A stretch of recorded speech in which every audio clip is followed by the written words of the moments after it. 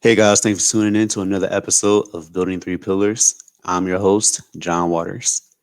Hope you guys had a great weekend. If you're watching, this is my very first video for this particular series, and this is our Motivation Monday.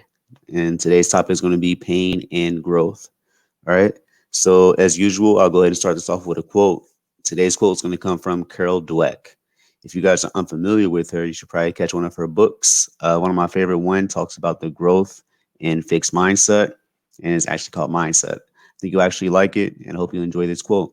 All right. And it says, "We like to think of our champions and idols as superheroes who were born different from us. We don't like to think of them as relatively ordinary people who made themselves extraordinary." And as usual, I'll follow this up with a little bit of my own thought. It's not the problem's enormity or complexity that holds us back. It's our inability to see how extraordinarily capable we are that stops us. All right.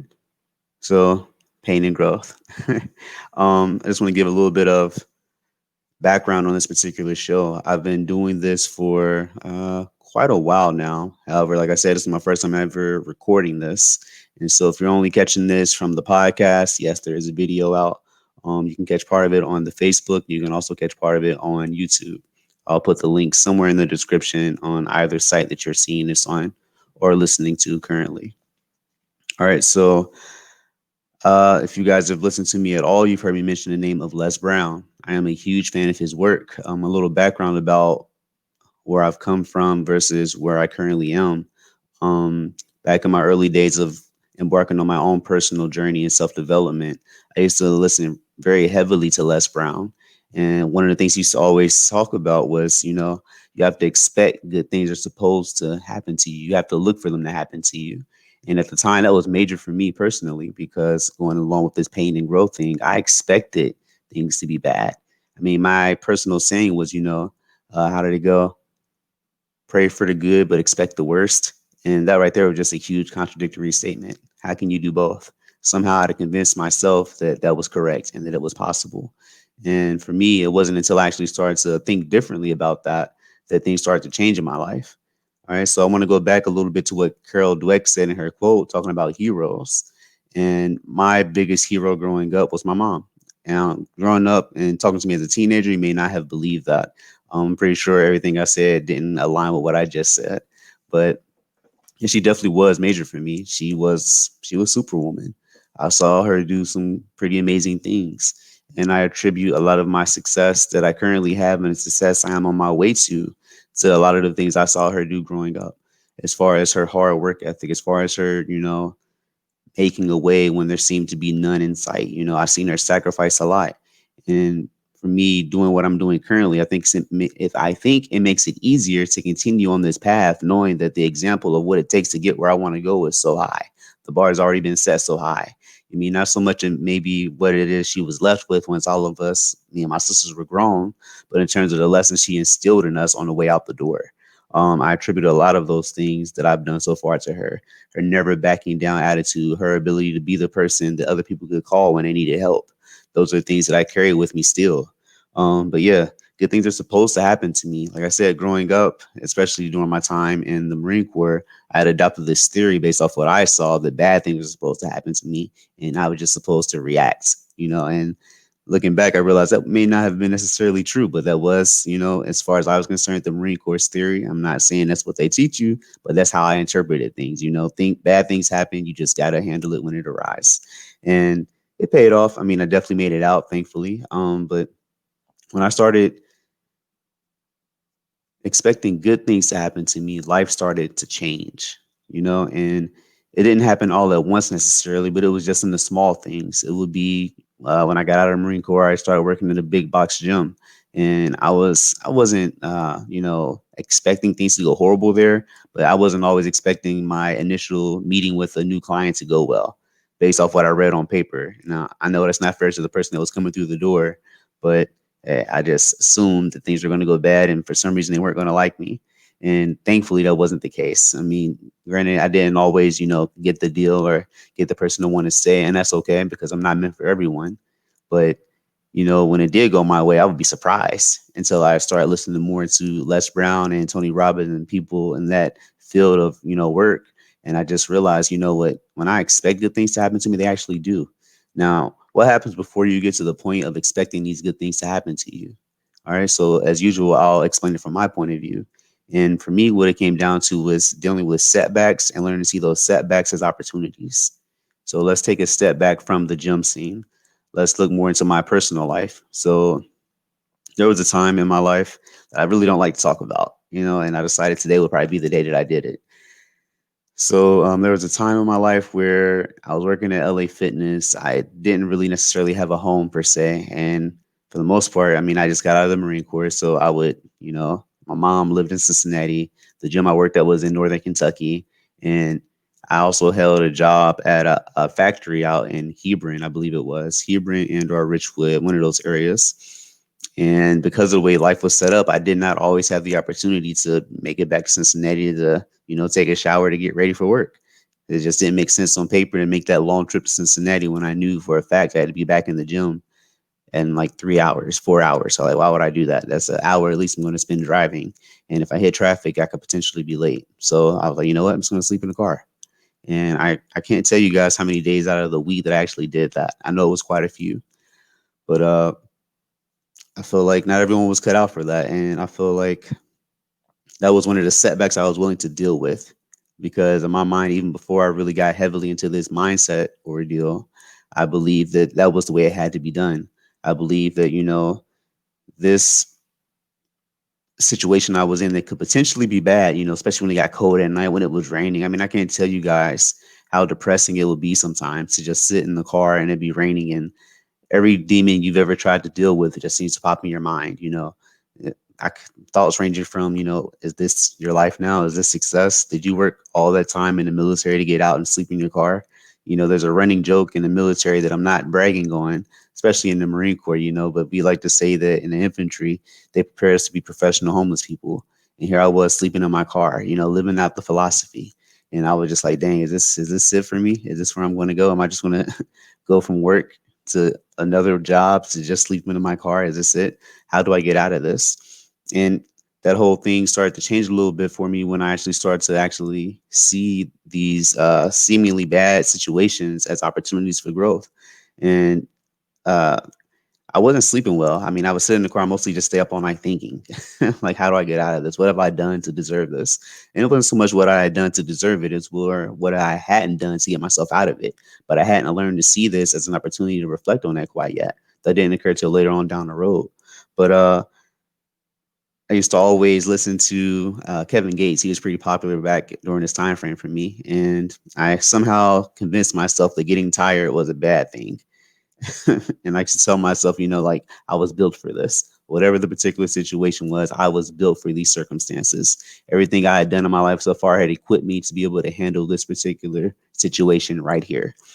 And I used to tell myself, a little pain won't kill you. All right. So again, talking about pain and growth. Um, I am a personal trainer by trade. And so when I meet with my clients, our whole purpose of being in the gym is to get the body to want to do something different. And not only that, but to get the mind of that person in the right state to accept the changes we're trying to initiate so that it can actually be seen in a physical form. Excuse me. And again, I mean, in the gym, the whole thing is a little pain won't kill you. That's the philosophy, but that also applies towards if you're outside of the gym. All right. So a little bit about this show. Like I said, it is a podcast. The whole purpose of it is to encourage people, to go forth and do whatever that great thing is they've been thinking about. And it may not necessarily be something that occurs in the gym. It may apply to their work life. It may apply to their family life. But whatever the situation is, it's going to be painful when you're trying to fight your old self to bring forth the life that's required for your new self to thrive. And just understanding that and embracing the struggle that's coming for you and getting ready for that, that's a whole earth-shattering experience if you don't have things around you and people around you to help you stay on the right track. All right. But again, a little bit of pain is not going to kill you. You have to just look forward to it. I mean, we go to the gym initially to break stuff, you tear stuff, without getting all into the physiology of the movement and the muscles and what's actually happening, we understand that in order for a change to occur, a little bit of tearing down has to occur.